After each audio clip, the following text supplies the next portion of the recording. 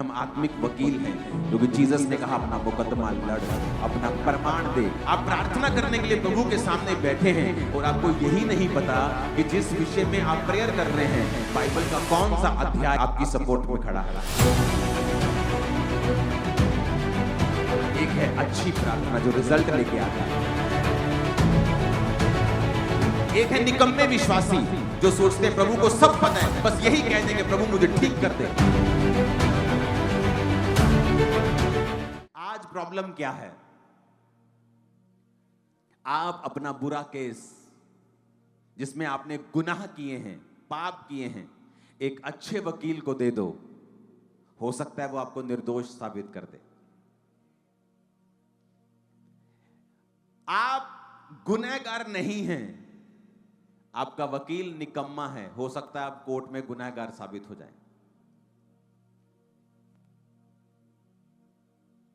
जाके देख लो जेलों में कितने लोग हैं जो इनोसेंट बंद हैं, जिनके कोई गुनाह नहीं किया। आत्मा में आप कैसे हैं?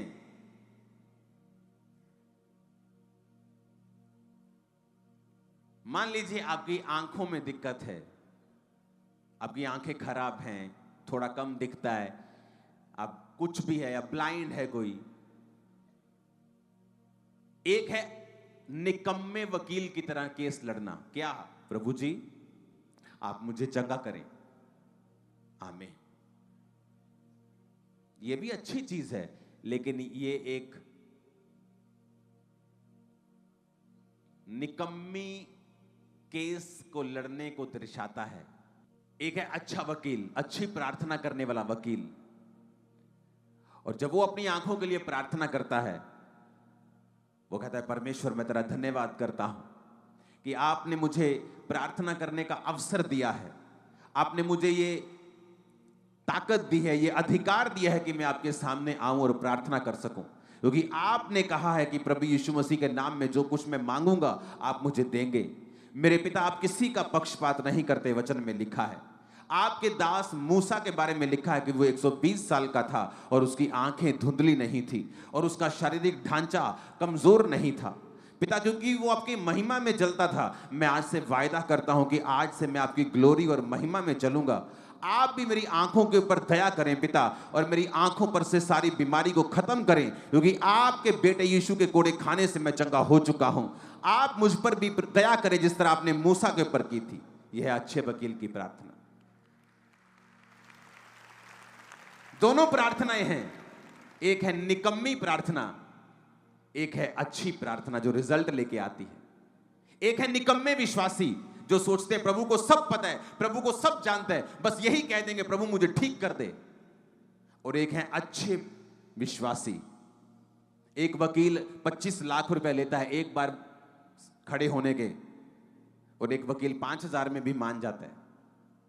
जो 25 लाख वाला है उसने अपनी वैल्यू को बनाया है, उसके केसेस को उसने जीता है।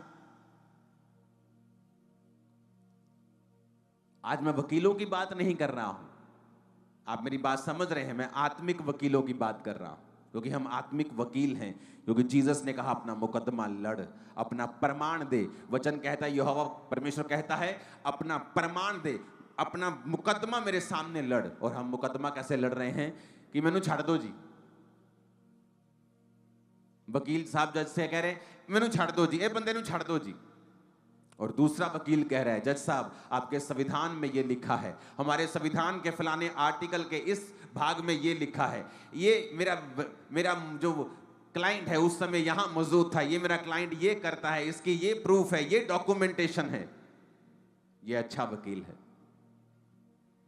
आप प्रार्थना करने के लिए प्रभु के सामने बैठे हैं और आपको यही नहीं पता कि जिस विषय में आप प्रेयर कर रहे हैं बाइबल का कौन सा अध्याय आपकी सपोर्ट में खड़ा है। प्रॉब्लम है जब व्यभिचार में इंसान होता है, वो प्रार्थना का हियाव खो देता है, वो परमेश्वर के सामने मांग नहीं सकता। उसको पता है जो वो मांगेगा उसे मिलेगा नहीं, तो वो दुनियावी चीजों का सहारा लेता है बचने के लिए।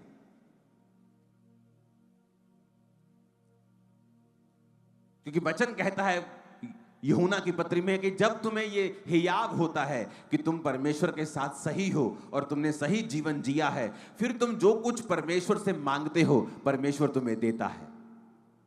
अदरवाइज उस चीज को मांगने से पहले जो आपको चाहिए, आप मोस्टली यही प्रार्थना कर रहे होंगे कि प्रभु मुझे माफ कर, मुझे माफ कर। अगर आप एक अच्छे और सिंसियर क्रिश्चियन हैं, आप पहले माफी से होकर गुजरेंगे और जब आपको मालूम हो जाएगा कि आप माफ हो चुके हैं और आपने वो पाप छोड़ दिया है, फिर आप अपनी प्रार्थना रिक्वेस्ट को परमेश्वर के सामने रखते हैं, क्योंकि हम एक अच्छे वकील हैं, निकम्मे नहीं। परमेश्वर के गहरे वेदों को परमेश्वर के दास के द्वारा जानने के लिए और ऐसी और नई वीडियोस को देखने के लिए हमारे YouTube चैनल को सब्सक्राइब करें और साथ में बेल आइकन को प्रेस करें, ताकि ऐसी और नई वीडियोस की नोटिफिकेशन सबसे पहले आप तक पहुंच सके। जुड़े रहें परमेश्वर की हजूरी के साथ। God bless.